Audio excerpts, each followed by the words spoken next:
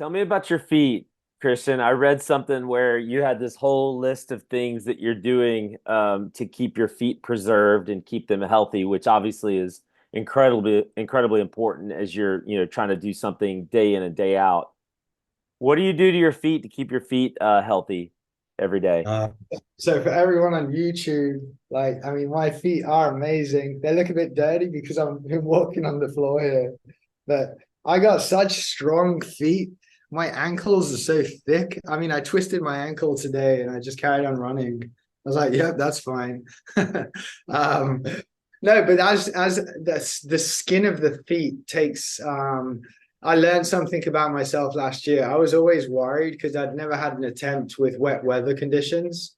Um, and last year I got it, 3 days of running in ankle deep mud and just constantly wet socks, wet shoes, and gaiters. So I read before I started the trail last year that there's a thing called trench foot, and it only takes, I think, 6 hours before trench foot sets in.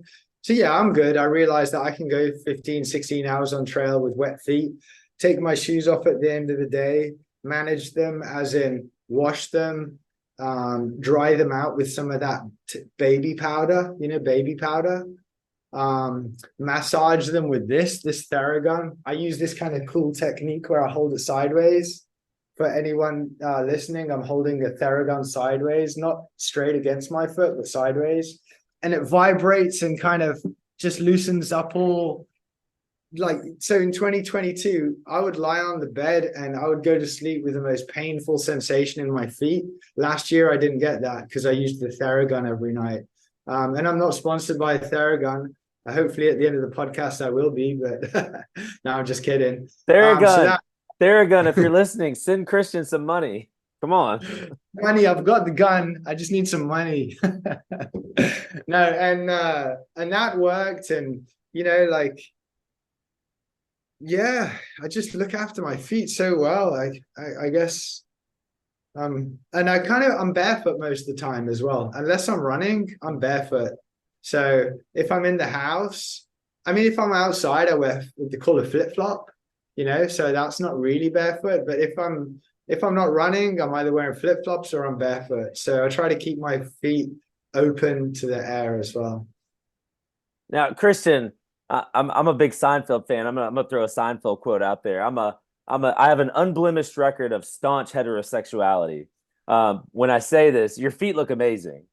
Your your feet look incredible. Are there calluses on there? Because that's something I'm trying to figure out with my feet. And I've been trail running for 4 years, which is not that long of a time.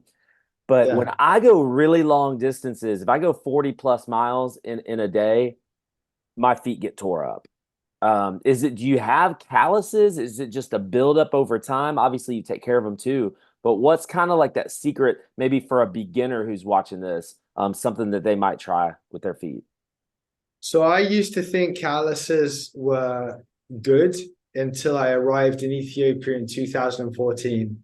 And the runners I was living with were horrified at how much callus dead skin I had on my feet. So we wrapped my feet up in plastic overnight and they softened the callus and then they filed it down. And so then I learned after that to maintain the calluses myself. So I think the problem is if you've got a callus and you get a blister underneath that callus, you're in trouble. So what I noticed also Carol Sabe doing in 2018 was he had a small, I have it in the other room, a small like a plastic device with a handle and kind of like sandpaper on one side, and you just file down the where the callus is. And he would do that like every day or so. And I also did that as well on both my attempts, the successful finishes. Every day I'm managing the callus because I don't want them to get too big. And also on the back of my right heel, I've never had the callus that arrived. And in 2022, this callus arrived. And I tell you what, it caused me so much pain on my heel. So I had to manage that thing like every day, you know, at the end of the day, I'm filing it down and it would get bigger because obviously 15 hours of rubbing in your shoe. So secret recipe for beginners out there, or little tips. Definitely manage your calluses. Like I had every night I have a shower. I manage my calluses in the shower. So I have a little plastic thing. I make sure I don't have too much dead skin on my feet. Keep your toenails cut close as well, like because if they're long and you're running downhill and your feet have slipped to the front of the shoe, it just happens. That's the nature of running downhill, and your toe nails are touching the end of the inside of the front of the shoe. You'll lose those nails, not the toes.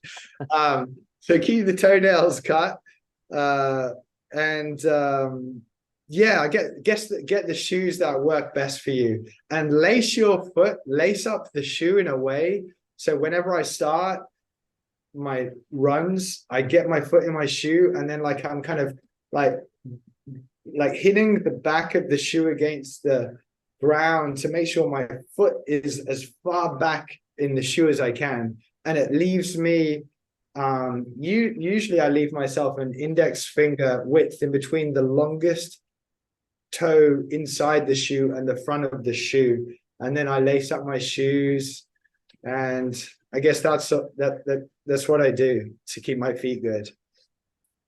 Well, I mean, yeah, it's a tough one. I guess everybody's different, you know, their feet. So you mentioned toenails, though. I didn't ask Carl this when I had him on, but I read about Carl that he's just like in the middle of the AT, his run, he's like, "Well, I don't have any toenails." I heard. Is that so? But how did you do on toenails? When you've done these previous attempts, have you lost any? Kept them? How's that working for you? So I've got all 10 toenails except for last year when I was training, because we got delayed by 6 weeks. I neglected to cut my toenails as I normally would, because I didn't expect to be training for an extra 6 weeks.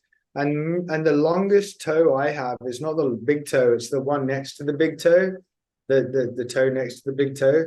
And I was doing a lot of training up north. I was up Mount Katahdin a lot, doing a lot of descending. So yeah, eventually it happened. The advice that I gave, just like my toenail was touching the inside of the shoe, and it turned my toe, like discolored it to slightly a darker color, and then I lost that toenail. And actually it grew back nicely, but then I noticed again just a few days ago, I'm looking down at my toe, I noticed a few days ago that like it grew back, but I think I'm gonna lose it again. So I've got 9 good toenails now. Yeah. It doesn't sound like that's something you worry too much about, though. Nine's pretty good. You know, I got actually, you know, like Meltzer, I think no toenails is a good also, because then you don't have a problem with your toenails. So yeah, it's crazy how he doesn't have any toenails. I guess that's what happens when you run all those 100 milers. You know? It is crazy. I think that is crazy.